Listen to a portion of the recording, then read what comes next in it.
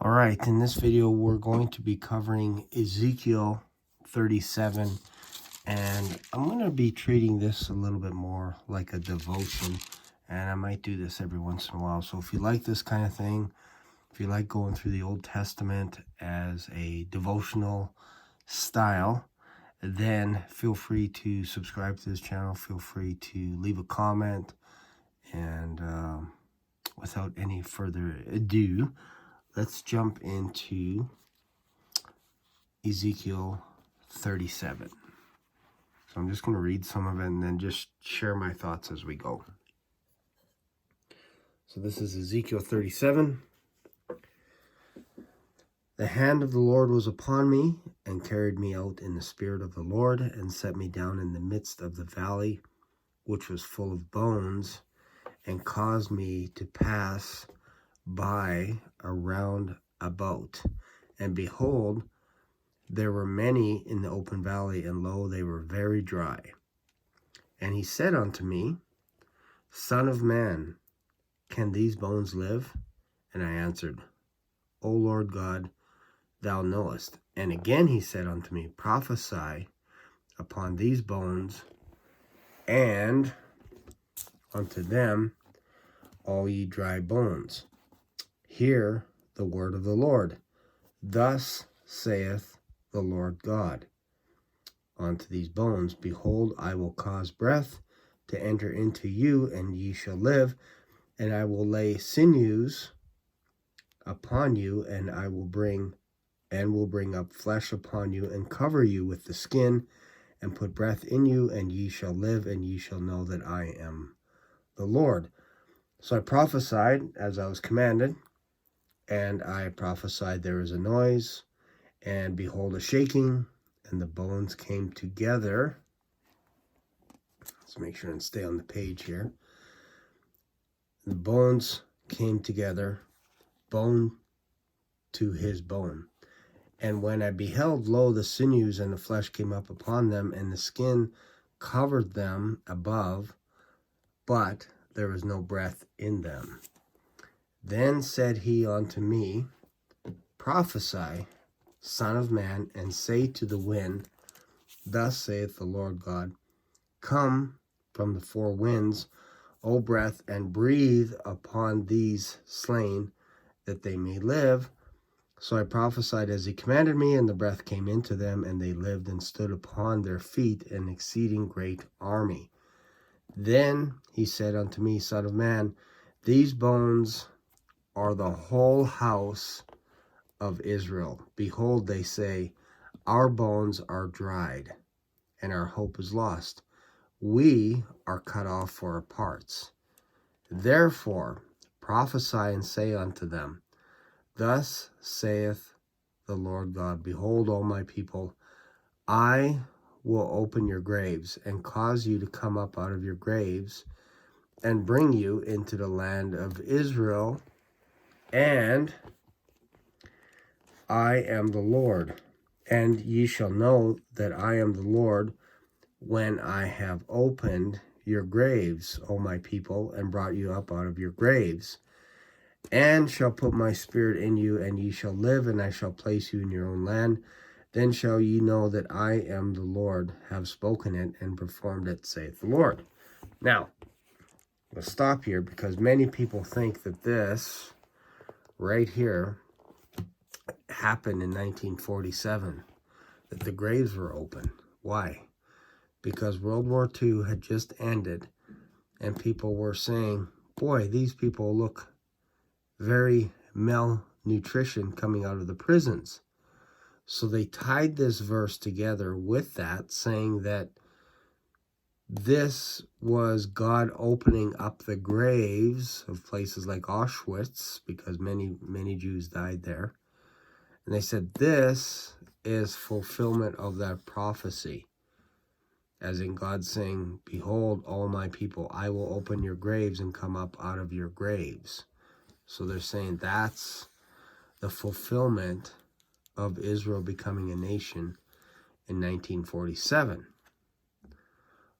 I would pose a question, or I would pose another thought, that this is perhaps more in reference to a resurrection. That this is in reference to Jesus Christ opening the graves because of what he did on the cross. Not people being freed from a prison because they weren't dead. Yes, many of them were malnutrition, but they weren't all Jews. They were also people from anyone that basically disagreed with what Germany was doing got sent to the camp as well. So this here specifically is to the nation of Israel, saying that I will open your graves. So if we continue on, another part of this prophecy is God will put his spirit in you, and you shall live, and I shall place you in your own land, and you shall know that I, the Lord, have spoken it and performed it, saith the Lord. Let's continue, verse 15. The word of the Lord came again unto me, saying, Moreover, thou son of man, take thee one stick, and write upon it, for Judah and for the children of Israel, his companions. Then take another stick, and write upon it, for Joseph, the stick of Ephraim, and for all the house of Israel, his companions. And join them one to another, one stick, and they shall become one in thine hand. And when the children of thy people shall speak to thee, saying, Wilt thou not show us what thou meanest by these? Say unto them, Thus saith the Lord, Behold, I will take the stick of Joseph, which is in the hand of Ephraim, and the tribes of Israel his fellows, and will put them with him, even with the stick of Judah, and make them one stick, and they shall be one in mine hand. So my question is that what it looks like today? Would you say that all 12 tribes are back in Israel? Does it feel like that right now? Does it feel like they all have the Spirit of God in them? And that we refer this to Christianity. But again, I ask you, if you were to talk to a handful of Jews that are living in Israel right now, would they be able to say that, yes, they are now one nation under God? Would they say that the other 10 tribes are there? I would propose that they would say, no, they forfeited, they lost, we don't know what happened to those 10 tribes. It's just Judah that's left. So if that's the case, then this prophecy here in Ezekiel is not fulfilled, because it's saying the entire house of Israel will come together. 2 sticks will be one. Israel and Judah will be one nation. So let's continue.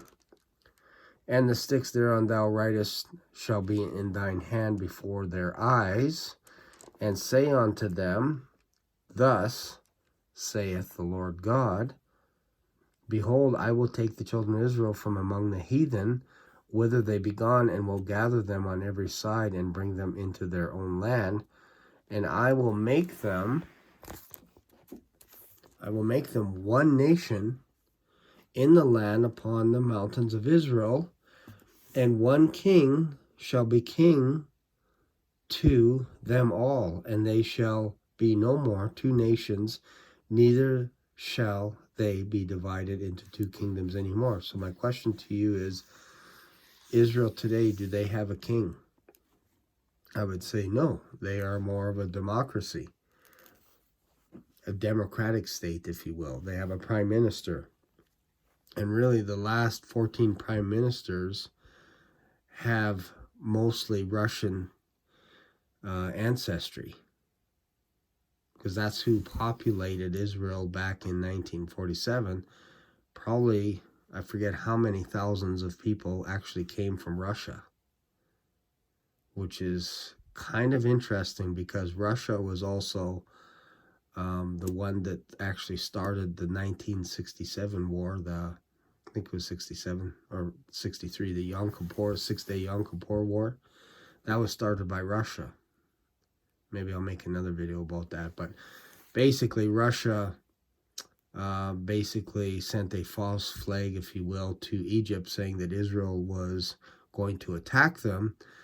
So then Egypt decided to flank Israel along their border with tanks. And when Israel got wind of that, they saw the tanks lining up against their border. They fueled up their planes and took out all of Egypt's airports, military airports, and they took over the airspace over Egypt, gained air superiority. But what was also interesting is Egypt actually sent out some propaganda, if you will, a media news outlet. They sent a TV report, if you will, a news report, saying that they actually demolished Israel. So then the other surrounding nations around Israel, Syria and Jordan, all that, decided, you know what, this might be a good time to attack Israel. And before they knew it, Israel was attacking them as well. And then Israel actually took over a huge percentage of the land of Israel, not just their little percentage. Because they didn't have, I believe, at that time, they didn't occupy Jerusalem.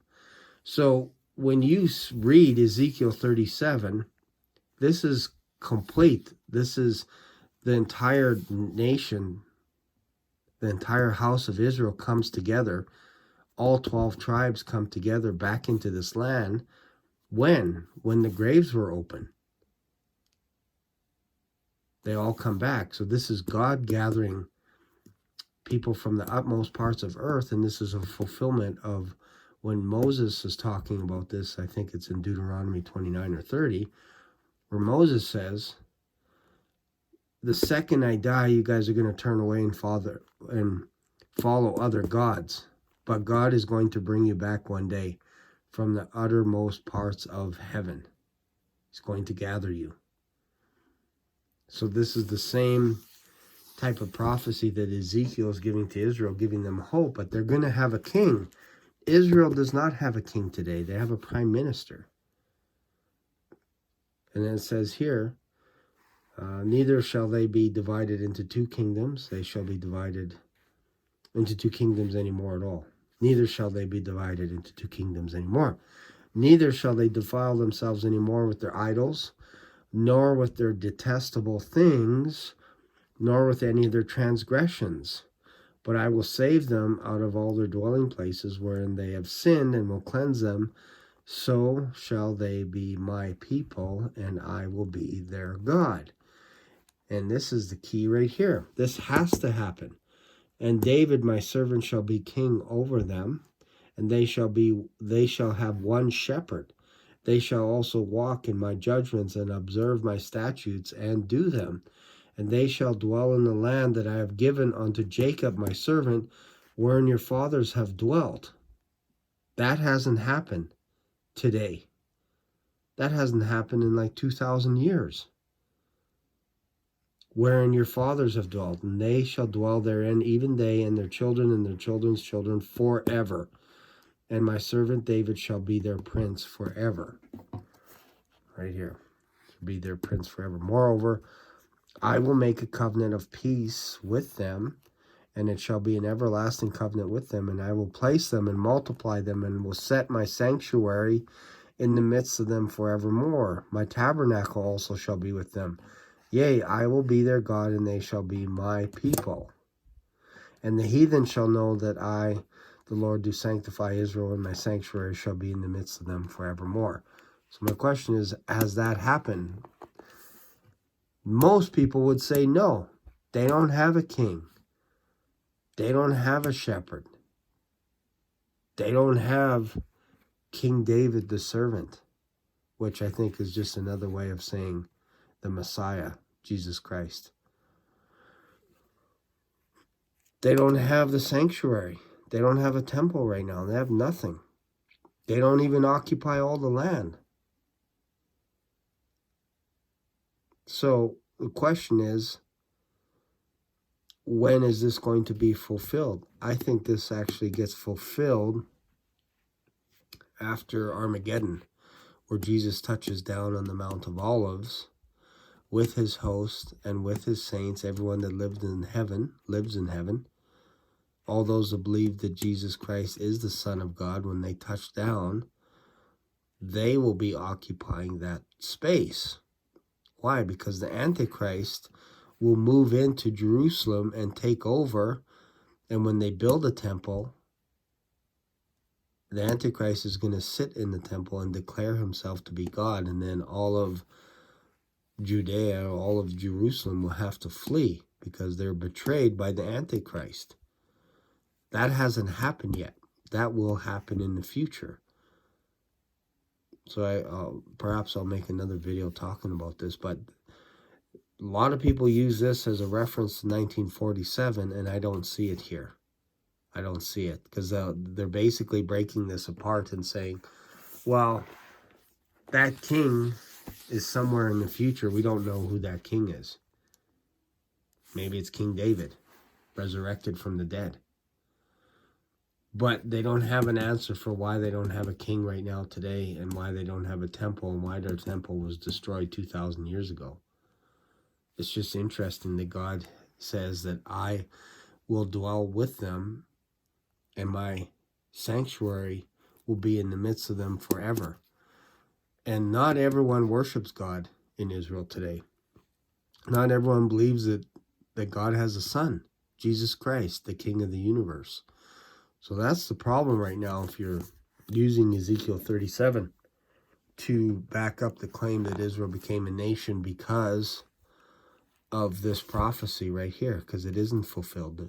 There isn't 12 tribes of Israel. They don't have the entire land that their fathers had. That will happen in the future. So, here's my thoughts for today.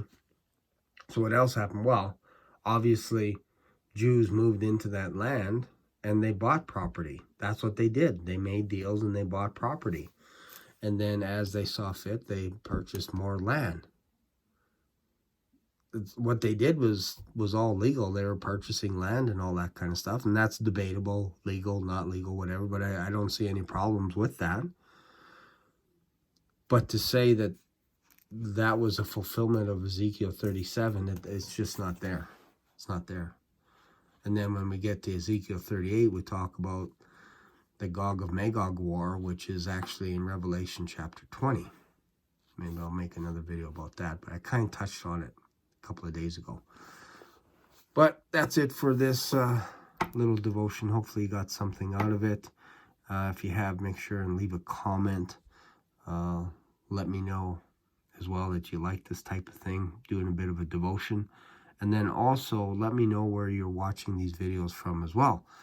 That is very important to me. So thanks again, and of course, if you made it this far, subscribe to this channel, and I will see you in another video. On Saturday, we're actually taking off up north. We're going to go visit my family, visit my parents and my siblings and that. So most likely I don't know if I'll be making a video on Saturday, but we'll see. Maybe Saturday morning. Anyways, hope you guys have a great weekend, and I will see you later. Bye for now.